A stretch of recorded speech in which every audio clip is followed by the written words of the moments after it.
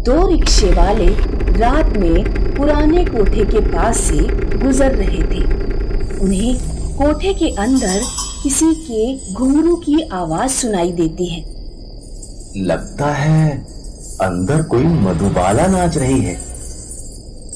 इतने दिन बीत गए, पत्नी के मरने के बाद किसी औरत से बात तक नहीं हुई है। तभी घूंघट से मुंह ढांके एक औरत दोनों रिक्शे वालों को हाथों से इशारा करके अंदर बुलाती है।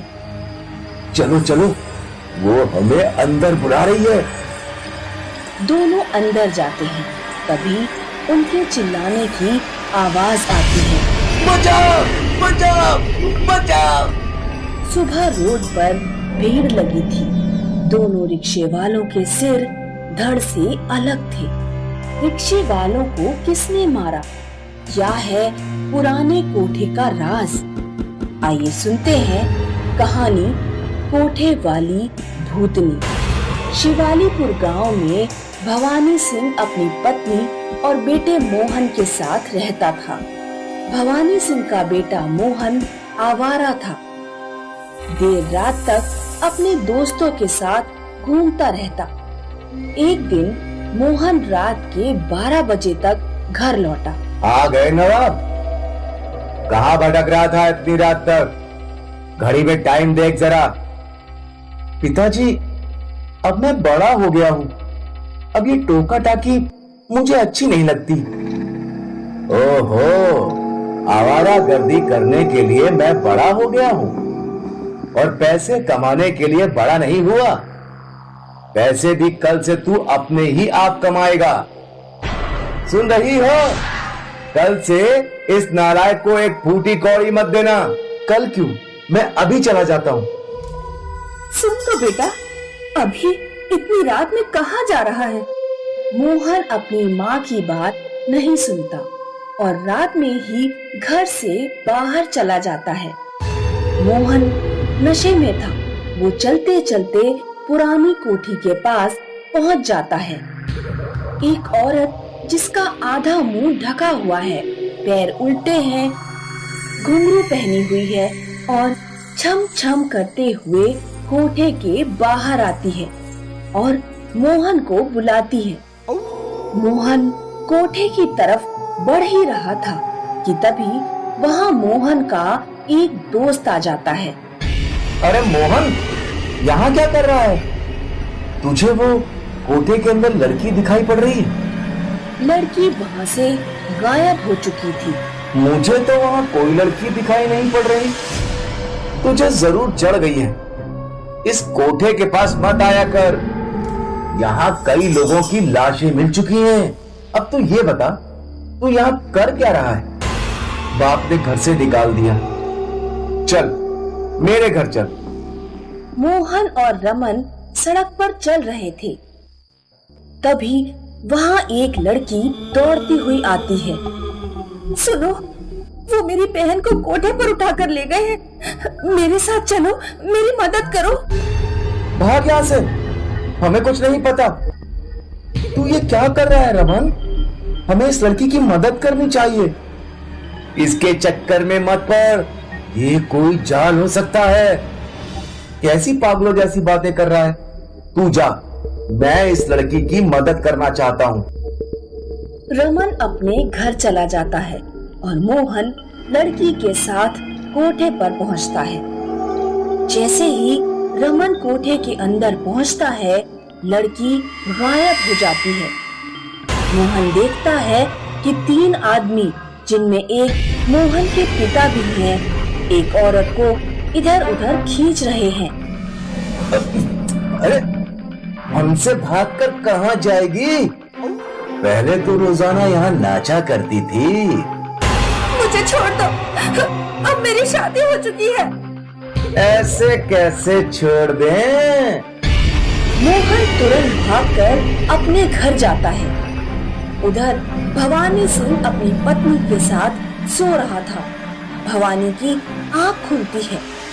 एक औरत जो घुंघरू पहने हुए थी, भवानी सिंह के सीने पर बैठकर उसका गला दबा रही है। बचाओ! बचाओ! तभी मोहन वहां पहुंचता है।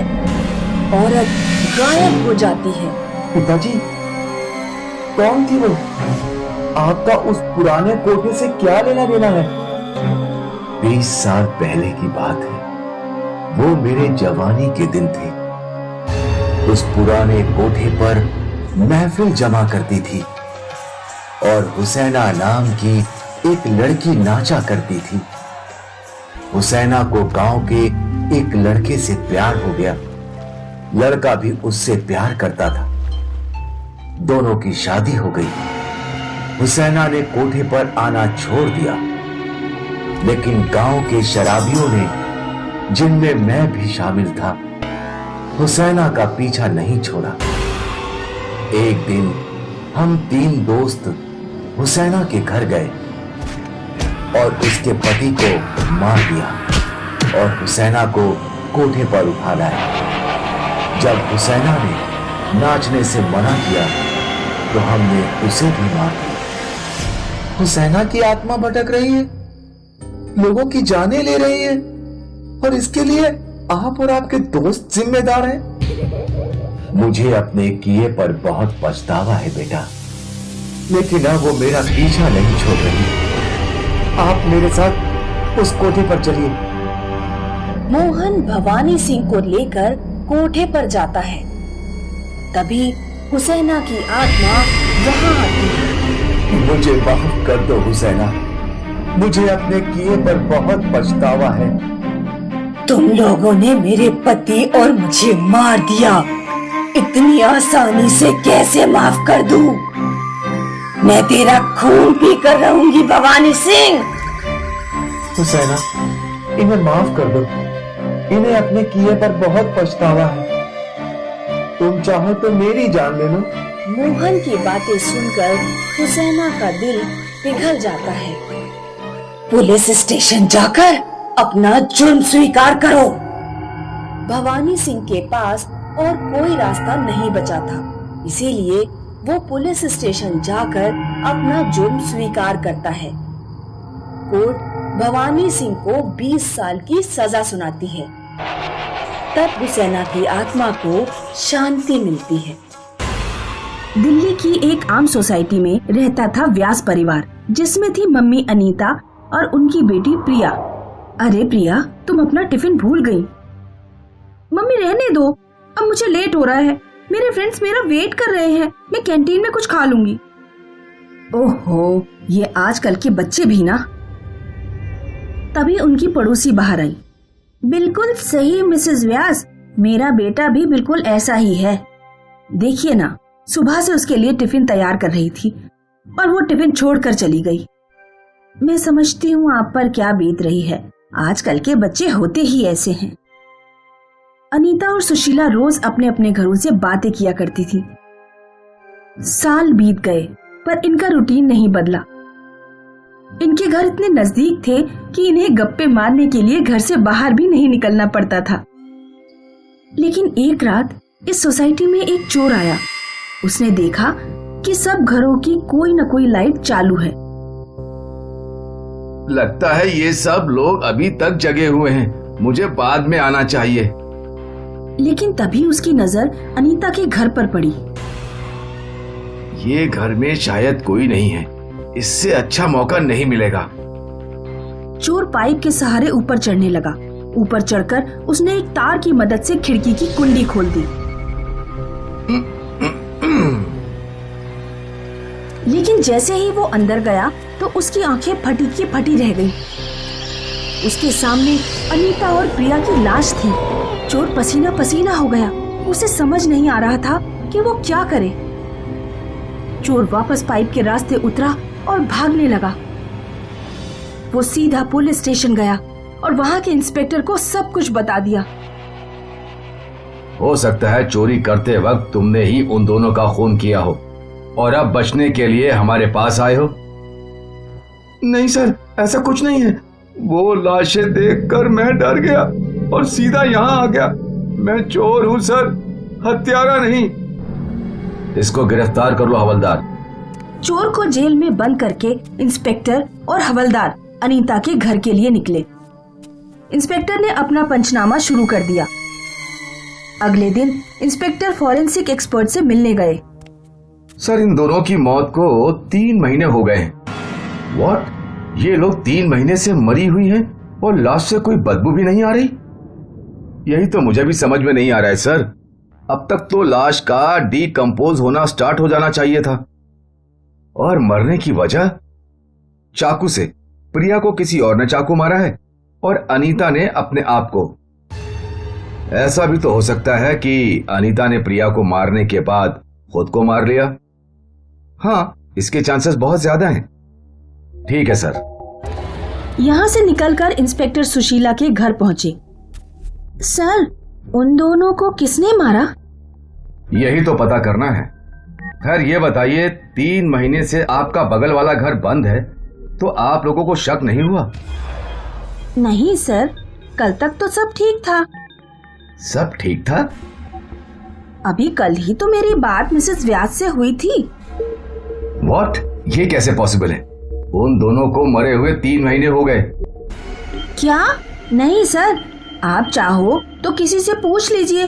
वो दोनों कल तक जिंदा थी। कल मैंने प्रिया को भी देखा था।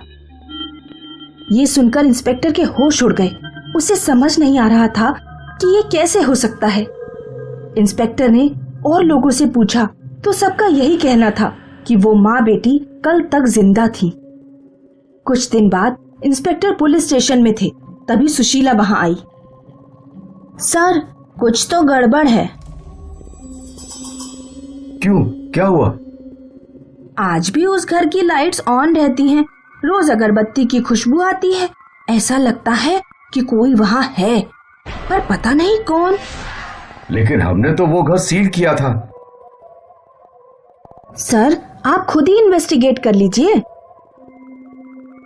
ठीक है, आज रात मैं खुद वहां आऊंगा। सुशीला वहां से चली गई और इंस्पेक्टर असमंजस में फंस गया। उस रात इंस्पेक्टर और हवलदार अपनी जीप घर से कुछ दूरी पर लगाकर बैठे थे। सर, अब तक तो सब ठीक ही लग रहा है, और वैसे भी हमने घर सील किया है। कोई कैसे घर में जा सकता है?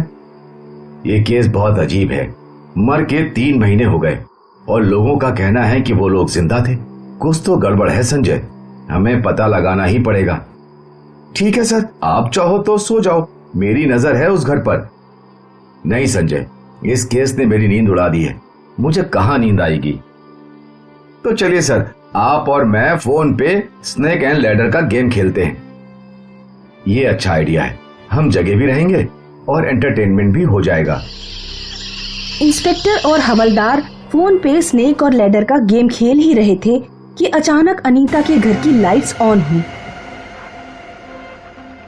वो देखो संजय, लाइट्स ऑन कैसे हुई? दोनों जीप से बाहर आकर खड़े हो गए और तभी अनीता अपने घर से बाहर आई। ये देखकर इंस्पेक्टर और हवलदार दोनों चकरा गए। हवलदार वहीं बेहोश हो गया। संजय, संजय, उठो संजय। भूत, सर भूत है। इंस्पेक्टर ने हवलदार को जीप में बिठाया और खुद अनीता के घर की ओर चलने लगा। इंस्पेक्टर ने दरवाजे का ताला खोला और अंदर गया। अंदर जाते ही उसे जोर जोर से झगड़ने की आवाजें सुनाई दे रही थी। मैंने कहा ना प्रिया, वो लड़का तुम्हारे लिए ठीक नहीं है। माँ, मैं उसे प्यार करती हूँ और उससे ही शादी करूंगी। क्या इसी दिन के लिए तुम्हें पाल पोस के इतना बड़ा किया था? वो मुझे नहीं मालूम। उस लड़के की 3 शादियां हो चुकी हैं और 3 तलाक भी। अब तक उसे समझने वाली कोई मिली नहीं, इसीलिए। और माँ, हम दोनों एक दूसरे के लिए ही बने हैं। वो तुम्हारे साथ भी वैसा ही करेगा जैसा उसने अपनी पहली 3 बीवियों के साथ किया था। माँ, तुम उसे नहीं जानती और वैसे भी मैं उसके बच्चे की माँ बनने वाली हूँ। हे भगवान, ये तुमने क्या कर दिया? अब मैं दुनिया को क्या मुंह दिखाऊंगी? ये समाज मुझे बोलेगा बिन बाप की लड़की को मैं अच्छे संस्कार नहीं दे पाई। माँ, आपको अब भी समाज की पड़ी है, मेरी नहीं। मुझे तुम्हारी पड़ी है और तुम्हें इस समाज में ही रहना है। इसीलिए हम कल ही अबॉर्शन करवाएंगे। मैं अबॉर्शन नहीं करवाऊंगी। तुझे कराना पड़ेगा। नहीं करवाऊंगी। प्रिया, तुझे करना पड़ेगा, वरना क्या? आप मुझे मार देंगी? हाँ।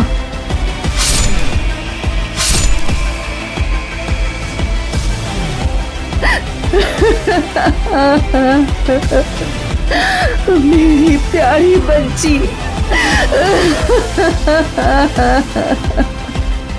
फिर अनीता ने खुद को भी चाकू मार लिया। ये सब इंस्पेक्टर ने अपनी आंखों से देखा और फिर इंस्पेक्टर बेहोश हो गया। अगली सुबह जब इंस्पेक्टर को होश आया तब उसे समझ नहीं आ रहा था कि उसके साथ क्या हुआ। उसे मर्डर कैसे और क्यों हुआ वो तो पता चल गया था, लेकिन वो फाइल में क्या लिखता कि अनीता और प्रिया के भूत ने उसे ये बताया।